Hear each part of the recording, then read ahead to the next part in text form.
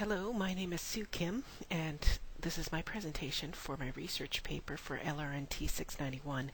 The title of this paper is Strategies for Delivering Training in Technology Competencies for Library Assistants in Public Libraries.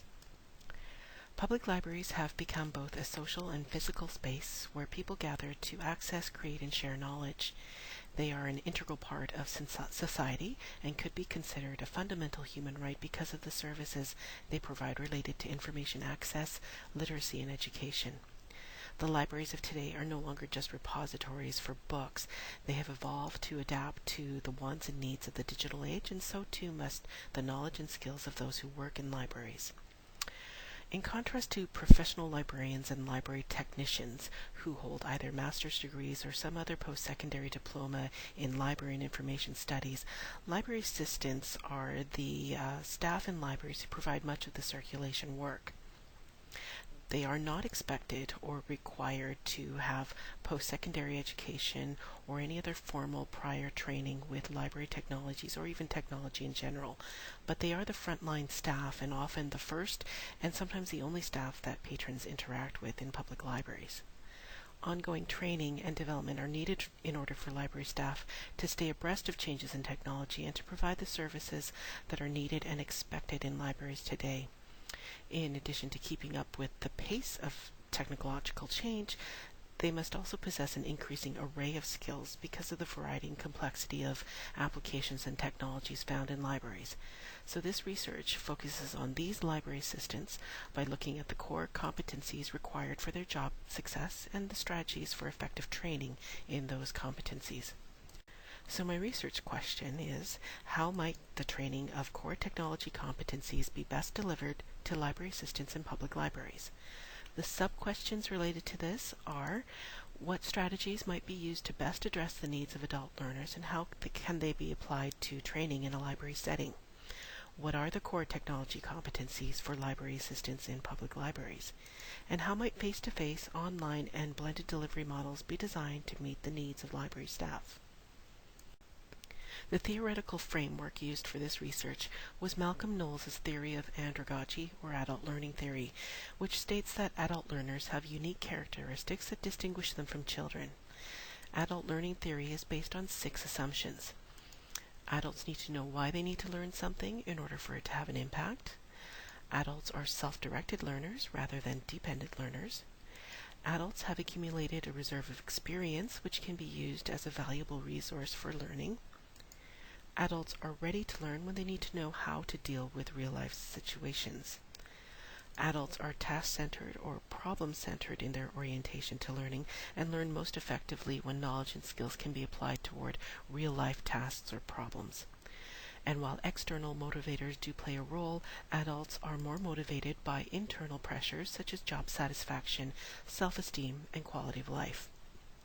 Now, the reason this particular framework was chosen was because these assumptions are very much aligned with the actual work of library assistants. For example, much of the work of library assistants is focused on the application of skills to solve real-life and immediate problems, like helping patrons download an ebook or troubleshooting a computer problem. Experience is another example. On-the-job experience has traditionally been a way in which library staff have applied their knowledge in the performance of their jobs. In contrast to pedagogical learning models that focus on the transmission of skills and knowledge, adult learning theory emphasizes learning as a process that involves the learner, provides them with resources to acquire the necessary skills and information. You can also see other theories of learning in these assumptions, such as the constructivist notion of learning as an active process, experiential learning theory, and potential for realizing self-actualization through self-directed learning. Adult learning theory has been criticized for its lack of empirical evidence to support these assumptions, with some questions as to whether it is truly different from pedagogy. But you can think of andragogy as on a continuum with pedagogy, and depending on the learner need or situation, either pedagogical or andragogical methods can be used. Knowles' theory of adult learning is nonetheless widely accepted and practiced and is well suited for this particular research. This research sought to further the understanding of a topic rather than test a hypothesis, and it doesn't deal with numerical or statistical data. Therefore, it can be defined as qualitative research. For this research, a qualitative metasynthesis was used. And rather than using statistical analysis of quantitative data, metasynthesis integrates and interprets the findings of multiple qualitative studies to achieve a deeper understanding of a topic. Within the metasynthesis, I used a meta-ethnography approach adapted from Britton and Pope and Noblet and Hare, which used the following steps. First step was the literature search. It started with the Royal Roads Library's Discovery Tool and Search. This provided a good starting point by searching a range of different sources and databases. Additional searches were conducted in established databases related to education and the social sciences, such as ERIC, JSTOR, the Directory of Open Access Journals, etc. Searches were also conducted in library-specific journals and publications, such as the Canadian Journal of Library and Information Studies. A search was also conducted in professional library associations, such as the Canadian Federation of Library Associations and the American Library Associations. Now, some of these industry-specific sources did not produce peer-reviewed literature, but they were included in the search in order to capture current practices in the field that have not yet undergone that peer review process or may never undergo that process.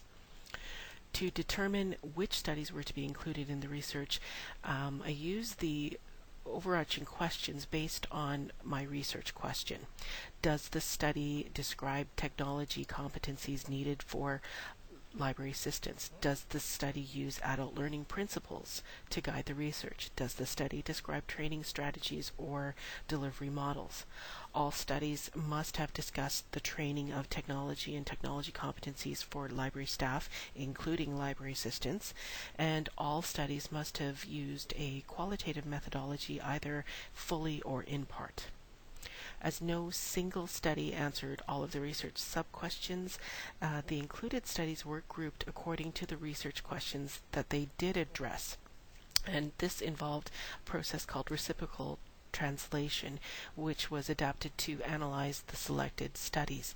Each article was thoroughly reviewed several times in order to identify key themes and concepts. Concepts identified in each study were then translated into every other study to find commonalities as well as differences, and this continued with each study until all studies were translated into one another. Finally, the synthesis was really about organizing by context, theoretical approach, if there was any, key concepts, and essentially how they answered the research question and sub-questions. So what are my initial findings? Well, I ended up with 14 unique studies for this research, and I broke them down using my research questions as a guide. Adult learning principles are at play in many library training endeavors, even if they are not explicitly used as frameworks.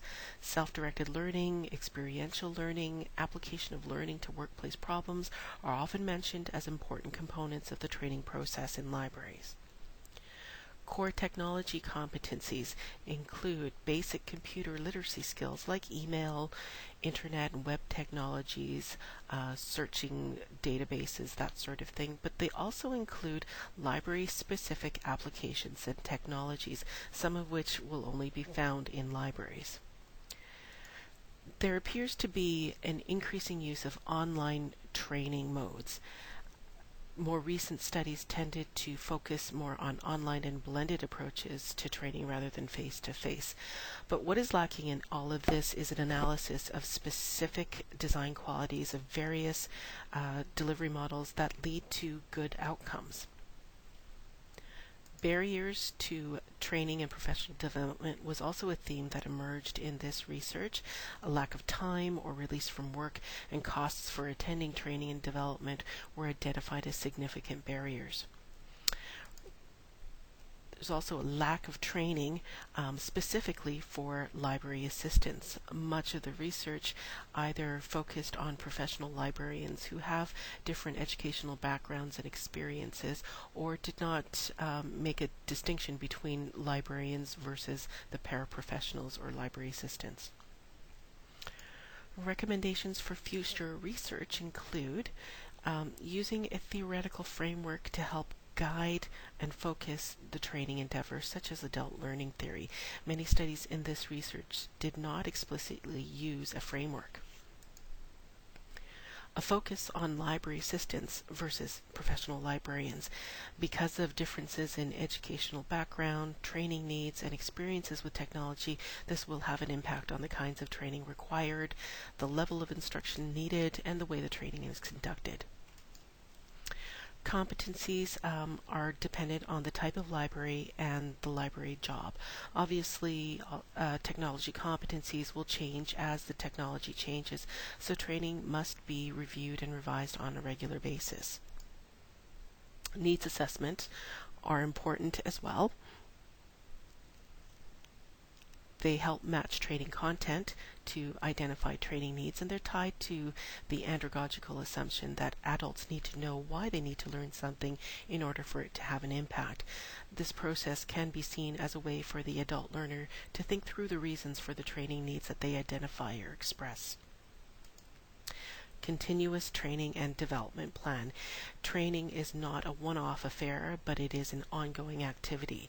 So libraries must train for core competence and cumulative learning instead of one-shot training in response to the introduction of new technologies. For library assistants, this kind of ongoing professional development is important to build on their existing commitment to the library and the job, and to support their career advancement, some of whom may go on to pursue advanced degrees in library and information studies. Not only does it ensure job competence, but it supports job satisfaction, self-esteem, and quality of life. This concludes my presentation. Thank you for your time.